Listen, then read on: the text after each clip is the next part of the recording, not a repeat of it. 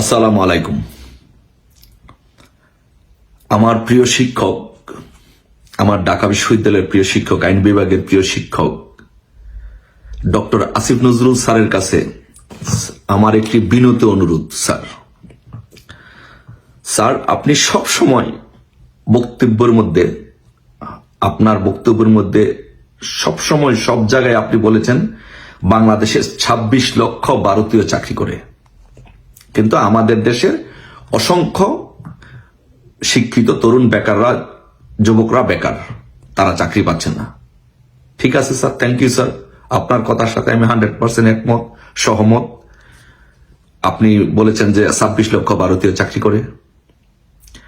এখন আপনার কাছে স্যার, আপনি এখন দায়িত্বে আছেন, আপনি এখন সরকারের সবচেয়ে ভালো জায়গায় আছেন, বর্তমান অন্তর্বর্তীকালীন সরকারের, এবং এই সরকারের সেকেন্ড ম্যান হচ্ছেন আপনি।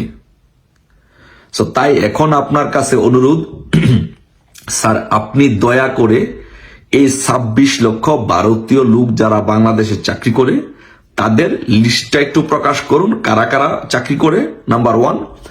আর দ্বিতীয়ত, এই ভারতীয়দেরকে যারা বাংলাদেশে চাকরি করে তার এই ২৬ লক্ষ লোককে তাদেরকে ভারতে পাঠিয়ে আমাদের বাংলাদেশের যে তরুণ শিক্ষিত ছেলেমেয়েরা আছে তাদেরকে এখানে চাকরিগুলো দিয়ে দেন। এটা আপনার কাছে স্যার বিশেষভাবে একটি অনুরোধ থাকবে। আর যদি আপনি স্যার এটি না করতে পারেন, আর আপনি যদি এটিকে রাজনৈতিক উদ্দেশ্য চরিতার্থ করার জন্য দেশে প্রপাগান্ডা ছড়িয়ে এবং আওয়ামী লীগ সরকারকে হটানোর পরিকল্পনা হিসাবে আপনি ছাত্রদেরকে ব্যবহার করে জনসম্মুখে জনগণের সামনে এটি যদি একটি প্রপাগান্ডা গুজব হিসাবে সরিয়ে থাকেন, তাহলে স্যার দুঃখিত স্যার, আপনাকে কিন্তু স্যার এর হিসাব আপনাকে দিতেই হবে এবং এর সাজা আপনাকে ভোগ করতেই হবে। আপনি ভুলে যায় না স্যার, একটি জিনিস আপনাকে আমি স্মরণ করিয়ে দেই, আপনি আমার প্রিয় স্যার, তাই আপনাকে স্মরণ করে দেই যে স্যার, খন্দকার মোস্তাকের বাড়ি কুমিল্লা এবং আপনার বাড়িও কুমিল্লা, এবং আমিও বৃহত্তর কুমিল্লার মানুষ। আপনাকে একটি কথা স্মরণ করে দেই, যে সেটি হচ্ছে যে খন্দকার মোস্তাক কিন্তু বঙ্গবন্ধুকে খুন করে অল্প সময়ের জন্য দেশের সর্বোচ্চ ক্ষমতায় ছিল। সেটা কতদিনের জন্য? অল্প সময়ের জন্য। আপনিও আওয়ামী লীগ সরকারকে এই খন্দকার মোস্তাকের হাত ধরেই গুজব এবং মিথ্যা প্রপাগান্ডার মাধ্যমে বাংলাদেশে আমেরিকা দূতাবাসের সহযোগিতায় ছাত্রদেরকে নিয়ে ভুল বুঝিয়ে তাদের মধ্যে প্রপাগান্ডা ছড়িয়ে এবং তাদেরকে ক্ষমতার লোভ দেখিয়ে এই সরকারের বিরুদ্ধে একটি আন্দোলন করতে সক্ষম হয়েছেন। যদি আপনি এই ২৬ লক্ষ লোকের তালিকা প্রকাশ করতে না পারেন এবং তাদেরকে বাংলাদেশ থেকে বিতাড়িত করে বাংলাদেশিদের, আমাদের ভাই বোনদেরকে যদি চাকরি দিতে না পারেন, তাহলে কিন্তু স্যার খবর আছে স্যার, আপনার অবস্থা কিন্তু খন্দকার মোস্তাকের পরিণতির চাইতে ভয়াবহ পরিণত হবে। স্যার, আপনাকে একটা কথা বলি স্যার, আপনি তো এই সরকারের আমলে সারা জীবন আপনি এই সরকারের বিরোধিতা করে গেছেন, প্রপাগান্ডা করেছেন সারা জীবন। এই সরকারের যা কিছু আছে সত্য মিথ্যা আপনি গুজব রটাইছেন সরাই। আপনাকে কি স্যার কোনোদিন জেলে যাইতে হয়েছে? আপনি কি স্যার কোনোদিন জেলে গেছেন? আপনাকে কোনো আপনার বাড়ি ঘরে হামলা করা হয়েছে? আপনাকে অপমান অপদস্থ করা হয়েছে? না, হয় নাই। কিন্তু আপনি ক্ষমতায় এই গুজবের উপর ভিত্তি করে ক্ষমতায় আসার সাথে সাথে আপনারা বাংলাদেশের সমস্ত স্থাপনাগুলোতে, বড় বড় স্থাপনাগুলোতে আপনারা হামলা করতেছেন। আওয়ামী লীগের প্রত্যেকটি নেতার বাড়িঘর ভেঙে জ্বালিয়ে পুড়িয়ে ছারখার করে দিচ্ছেন। স্যার, ভুলে যায় না স্যার, খন্দকার মোস্তাকের নাম নিশানাও কিন্তু বাংলাদেশের মাটিতে ছিল না এবং এখনো নাই। এবং খন্দকার মোস্তাক একজন সর্বজন ঘৃণিত একজন পাত্র। আপনিও যদি স্যার খন্দকার মোস্তাকের মতো যদি আপনি এটা প্রমাণ করতে না পারেন, আপনি যে প্রপাগান্ডাগুলো ছড়িয়েছেন যে ২৬ লক্ষ ভারতীয় বাংলাদেশে চাকরি করে এবং তাদেরকে যদি লিস্ট প্রকাশ করে তাদের জায়গায় যদি বাংলাদেশিদের চাকরি দিতে না পারেন, আপনার জায়গা কিন্তু খন্দকার মোস্তাকের জায়গায় কিন্তু আপনার স্থান হবে। এবং আমি একটি বলে দিচ্ছি, আপনি দিন সহ তারিখ সহ লিখে রাখেন, যে আপনি কোনোদিন তো আওয়ামী লীগ আমলে এত কিছু করার পরেও আপনি জেলে যান নাই, আপনি দেশ ছাড়া হন নাই। আপনার কিন্তু বাংলাদেশে কিন্তু স্যার আপনার স্থান হবে না। এই তরুণ সমাজ আপনার গায়ের পশম কিন্তু একটা একটা করে খুলেও শান্তি পাবে না।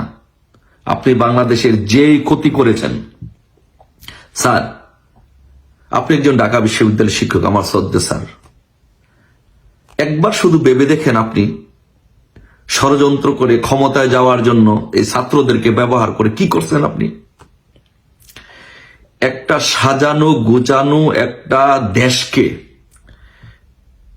একটা চমৎকার সুন্দর একটা দেশকে, যা এক উন্নয়নের মহাসড়কে যে দেশটি ছিল, সেই দেশটিকে আজকে আপনি ধ্বংসস্তূপের দ্বার প্রান্তে দাঁড় করিয়ে দিলেন আপনাদের ক্ষমতার জন্য। আপনার মতো খন্দকার মোস্তাকদের ক্ষমতার লোভের জন্য আপনারা ডক্টর ইউনূসের হাত ধরে মার্কিন যুক্তরাষ্ট্রের বাংলাদেশের দূতাবাসের সহায়তা নিয়ে আপনারা এই কাজগুলো করেছেন। ইতিহাস কিন্তু স্যার কখনো আপনাদেরকে ক্ষমা করবে না। বাংলাদেশের তরুণ জনসমাজ আপনাদেরকে কিন্তু স্যার ক্ষমা করবে না। আপনাদের পরিণতি হবে খুবই ভয়াবহ। ডক্টর ইউনূস বাংলাদেশে আইন ফেস করেছে, কিন্তু ডক্টর ইউনূসকে জোর করে কেউ জেলে একদিনের জন্য তাকে জেলে দেয়নি। তার উপরে কেউ শারীরিকভাবে নির্যাতন করেনি, অত্যাচার করেনি।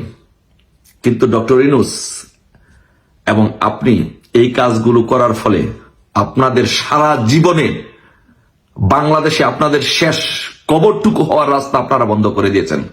আমি আপনাদেরকে বলে দিলাম, আপনাদের কবরও এই বাংলাদেশের মাটিতে, ডক্টর ইউনূস এবং ডক্টর আসিফ নজরুল স্যার, আপনাদের কবরও এই বাংলাদেশের মাটিতে হবে না। কেন হবে না জানেন? কারণ আপনারা যখন দেশ ছেড়ে পালাবেন, তখন আপনাদের লাশটা দেশে আনার জন্য কেউ দায়িত্ব নিবে না। বাংলাদেশ আওয়ামী লীগ আপনি ধ্বংস করে দিবেন? বাংলাদেশ আওয়ামী লীগকে আপনি নিঃশেষ করে দিবেন? কখনই পারবেন না। বাংলাদেশে আওয়ামী লীগের, ছাত্রলীগের, যুবলীগের হাজার হাজার লক্ষ লক্ষ কোটি কোটি লোক আছে যারা বঙ্গবন্ধুর জন্য এক ডাকে, বঙ্গবন্ধুর জন্য, বঙ্গবন্ধুর কন্যার ডাকে সারা দিয়ে জীবন দিয়ে দিবে। আপনি আপনাকে আমি চ্যালেঞ্জ করলাম, আপনি শুধু আজকে বলেন যে আপনি প্রশাসন দিয়ে আপনি আওয়ামী লীগের নেতাকর্মীদের, ছাত্রলীগের নেতাকর্মীদেরকে নির্যাতন করবে না। উইদিন 24 আওয়ার, 24 ঘন্টার নোটিসে বাংলাদেশে ঢাকাতে 50 লক্ষ লোকের সমাবেশ হবে। এটার নাম বাংলাদেশ আওয়ামী লীগ, এটার নাম বঙ্গবন্ধু, এটার নাম শেখ হাসিনা। বাংলাদেশ আওয়ামী লীগ, বঙ্গবন্ধু বা শেখ হাসিনা এটি কোনো নাম নয়, এর অপর নাম হচ্ছে আবেগ এবং অনুভূতি। এক আবেগ এবং অনুভূতির নাম হচ্ছে বাংলাদেশ আওয়ামী লীগ, এক আবেগ এবং অনুভূতির নাম হচ্ছে বঙ্গবন্ধু, আবেগ এবং অনুভূতির নাম হচ্ছে শেখ হাসিনা।